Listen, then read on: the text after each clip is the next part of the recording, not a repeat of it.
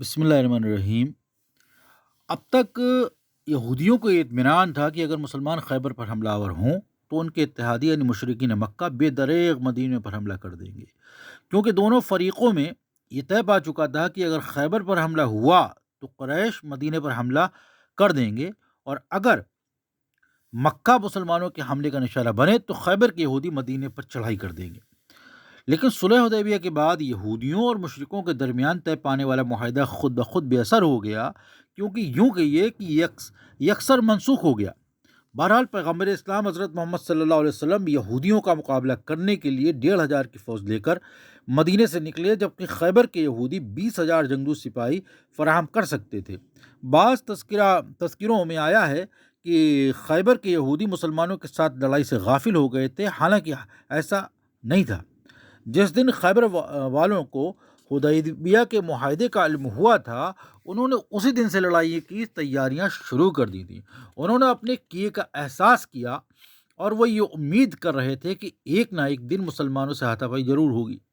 یہی وجہ ہے کہ لشکر اسلام خیبر پہنچا تو وہاں کے رہنے والے دفاع پرترکشا کے لیے تیار کھڑے تھے۔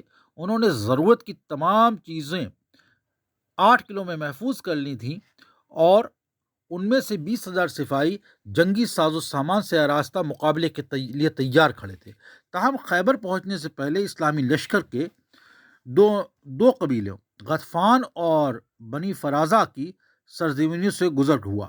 یہ دونوں قبیلے یہودیوں کے اتحادی سمجھے جاتے تھے، اور اس گھڑی جبکہ پیغمبر اسلام حضرت محمد صلی اللہ علیہ وسلم یہودیوں سے نمٹنے کے لیے خیبر کی طرف جا رہے تھے تو قاعدے کے مطابق ان دونوں قبیلوں کو بھی یہودیوں کی مدد کے لیے آگے بڑھنا چاہیے تھا، لیکن ان پر مسلمانوں کی ایسی دھاک بیٹھی کہ انہوں نے یہودیوں کی مدد کرنے کا خیال چھوڑ دیا اور یہ وعدہ کر لیا کہ وہ اس جنگ میں بالکل غیر جانبدار رہیں گے، کسی کا فیور نہیں کریں گے اور نہ کسی کی مخالفت کریں گے۔ دونوں چیزیں مذکورہ قبیلے کے لیے خوف اور وحشت کا سبب بنی۔ یہ ہے کہ انہوں نے بدر اور احد خندق کی جنگوں میں مسلمانوں کی دلیری اور جذبہ ایمان کو پرکھ لیا تھا۔ دوسرے ہے کہ انہیں حدیبیہ کے معاہدے کا بھی علم تھا۔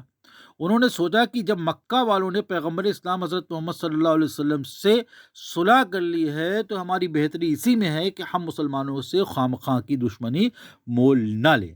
اکثر مورخین کے مطابق خیبر عرب جزیرے کے اتر میں واقع سب سے اہم اور مضبوط قلعہ تھا۔